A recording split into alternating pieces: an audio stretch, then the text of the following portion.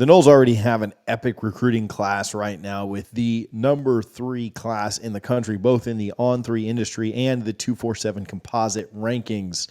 But could that class get even bigger and better?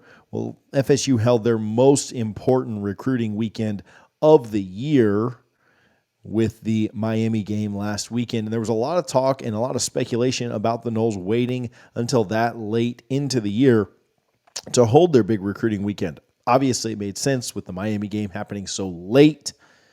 They literally saved every single egg and put it all in one basket for that Miami game, and the results are going to be very positive for the Noles. We're going to talk about how the Noles should finish up at defensive back, whether or not there are any flips that they should be watching for, and of course, we'll end with a little bit of thought on where Jeremiah Smith may be. But let's get started with defensive back. A lot of talk here about Kai Bates, the LSU decommit, Zay Mincy, who goes to school with LJ McCray, and also Lucas. 3 different defensive backs that Florida State does like at different levels. Some think that the Noles are in a really great spot for Bates right now. I think that what's really important with Kai Bates is whether or not he goes to Tennessee, what his visit weekend looks like, whether he ends up in Tallahassee, stays home, or if he goes to Tennessee, what ends up happening beyond that? Does he potentially visit FSU later? How hard does FSU push? I know there have been questions around, where does FSU want to fill out that room? Do they want to wait? Do they want to try and push for this guy, that guy? I believe he is a take. I think that they are pushing for him at this point. They really like him. Obviously, the Edgewater prospect out of Orlando, Florida. Can they pick him up? Can they get him in the fold? We'll see.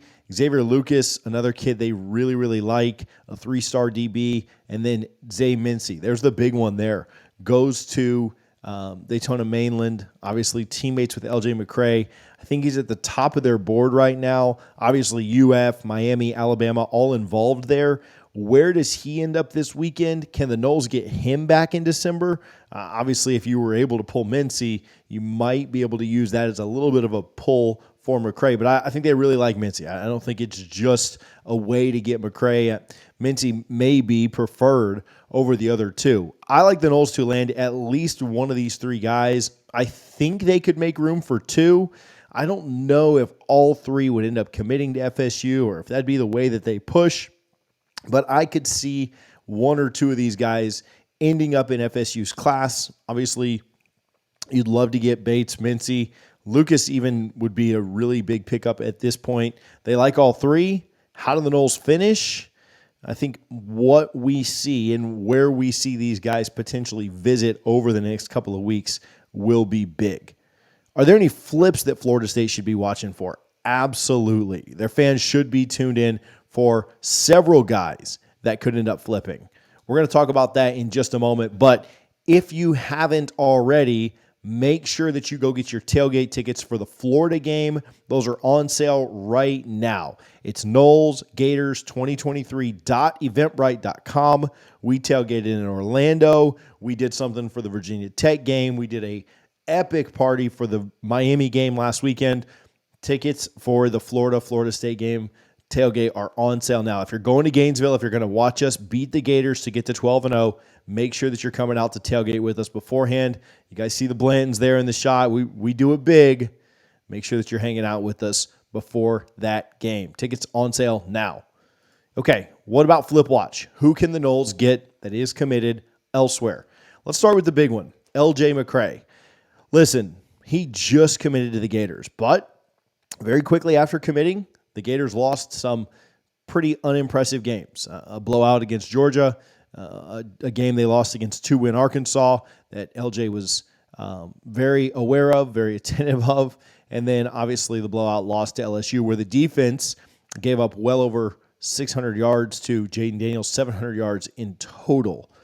Florida's seen a lot of decommitments from their class. You've seen Nasir Johnson flip to Georgia. You've seen Wardell Mack flip to Texas, and Jamonte Waller flip to Auburn.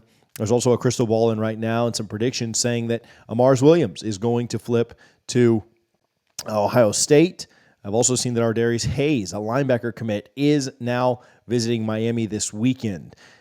Will L.J. McCray stick? Will that be something that, Florida just takes basically the bags from everybody else and gives it to McCray, who is a top 10 type prospect? Or does he kind of look around and it's the Will Smith meme? He looks around and says, hey, I'm the only one left here. I'm not really buying that we're close to an LJ flip just yet. I think it'd be great for him to be in the swamp in a week and a half when we go in there and hopefully hang 45 or more on their defense. I think that'd be great for the Noles. And then I think if Florida State was able to get him back on campus in December, there's been talk about a big visit weekend, the weekend right before signing day. I think that whoever could maybe get that last visit, if Florida State can truly get him in for that last visit weekend before early signing day, or maybe the weekend before, that bode well for them. Now, if he comes in the weekend before and then he's at Florida that last weekend, I'd imagine he stays locked in with Florida. It's always been follow the visits. You never know. But I'm putting the percent chances of an LJ McCray flip at maybe 10% right now. More needs to happen. And that's not to say that more can't happen or that him seeing us beat their heads in next week in the swamp won't do something to that commitment status. Watching, maybe 100 points between Missouri and Florida State get put up on that defense probably would make him feel a certain type of way.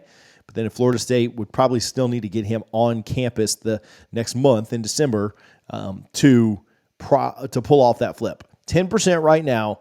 We'll see how things progress as they go. I'm not putting LJ McCray in any way, shape, or form in the likely flip category yet.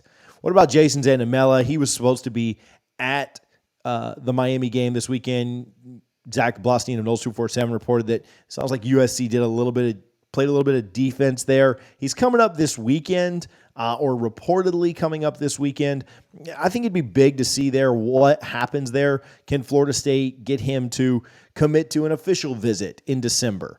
My thought on that was maybe you make this one the official visit and really just kind of roll out the red carpet so that USC can't block him from coming up again in December. But an official visit for Northern Alabama, I get it, not the most exciting thing. I do see that like 300 tickets remain, so it's going to be pretty close to a sellout. It'll be a night game in Doak. It's senior night, so there will be a lot of excitement there. But Zanamella getting up to campus, a big deal if he ends up showing up. I might be at 25% here. If he'd come to the Miami game, I think he had a better chance. But he sounds like he's still pretty solid with USC. I don't think that this is one that is imminent by any means. Get him up for North Alabama. Set up an official visit, maybe for that last weekend, the 15th before early signing day. If he sets that up, I think you've got a pretty good chance at that point. I don't have this as a super high percentage just yet. What about Cam Coleman, 5-star wide receiver, currently committed to, formerly our old friend Jimbo Fisher at Texas A&M, now an interim coach as they try to find out who their next coach will be. I am hearing Auburn a lot on Cam Coleman.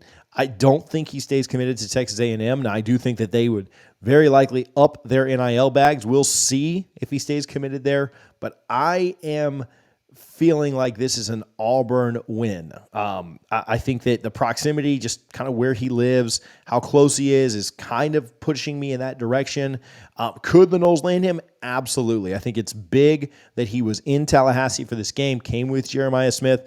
I just don't know that I think the Noles end up finishing it out here.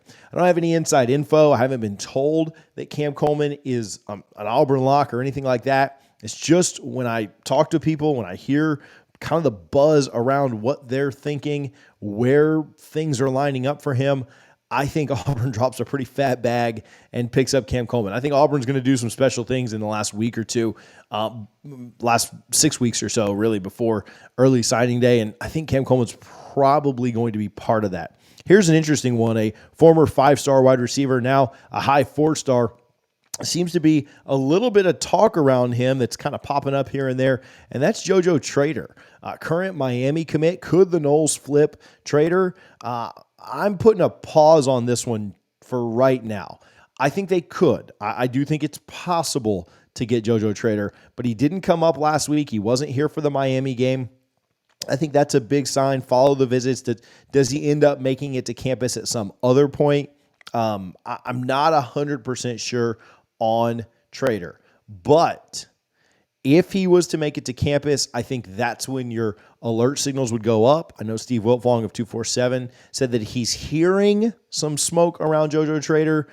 Florida State's got a pretty full wide receiver room. I'm also told that the way that things went down at the time of Trader's commitment may not have been the most ideal as far as building a relationship with FSU staff. So we'll see. I don't necessarily think bridges are burned or anything like that, but something along that vein, something along those lines did happen. And so I think that is something that we need to kind of be mindful of. But it is certainly something to watch out for. He watched, though he wasn't there, the Florida State-Miami game, I'm sure, and I don't blame him if he wants to be part of FSU's class.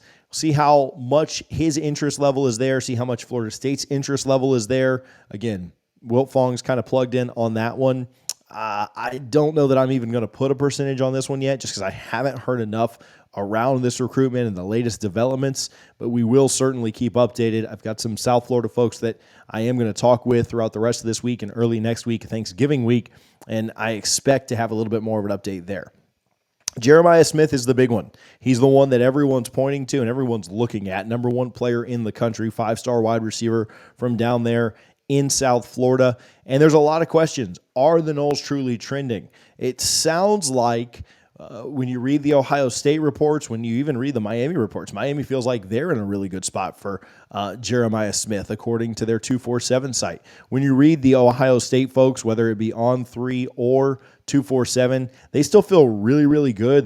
They're not really worried about a Florida State flip anytime soon anyways. But I do know Florida State's got some confidence here. I don't know if that confidence is that they're to the point of thinking that this is a done deal or anything like that. But I do think that Florida State thinks that they've at least done enough to put themselves in a position. And if you can have the kid considering you when it's getting down to the wire, when you're getting down close to signing day, I think that that's the position that Florida State wants to be in. Hey, a couple of months ago, I told you that I was putting in my pick and saying that the Noles end up landing Jeremiah Smith. I didn't have any inside info when I got that. I just kind of was projecting out the way that I thought our season would go and their season would go. I don't know that I thought Ohio State would still be 10-0 at this point. I did think that we had a really good chance to be 9-1 or 10-0, and obviously it's worked out that both teams are 10-0. So I don't think that's really in my favor as much anymore. I do like that Florida State is closer to home. I do like that Florida State has had better seasons than both Miami and Florida. I don't really look at them as much as competition at all. And the buzz around Jeremiah Smith seems to be, if it's not Ohio State, then it's FSU. And finishing second in a recruitment doesn't really get you anything. I mean, the portal does exist, and so maybe down the road it would. But finishing second in a recruitment doesn't really get you much. But if there are any last-minute changes or anything that comes up, like a coaching change or just really anything, a life circumstance change within families, you could end up seeing Florida State come out on top. Now, there's a long way to go in this one. I'm not saying that anything's imminent with Smith. I do think the Noles are still in a really good position. I've dropped some info in our Discord for the Jeremiah Smith recruitment. Some places that I'm getting some confidence from that we've passed along, some info that we've tried to share and give people some insight on what's going on with that. So if you haven't signed up for our Patreon, it's patreon.com/DFNS. You can get all the inside info there and access to our Discord by joining. Hey, listen, let me know your thoughts. Who do the Noles end up landing? Who do they miss on? Who are they able to flip? What's the DB room end up winding up looking like? Let's talk about it down in the comments. I appreciate you guys for tuning in. Again, always more in the Patreon, more than we can always say here on the channel. Go check that out if you are interested. The link is in the description, and get your tailgate tickets to see us beat Florida's head in next weekend. Appreciate you guys. We'll talk soon. Go Noles.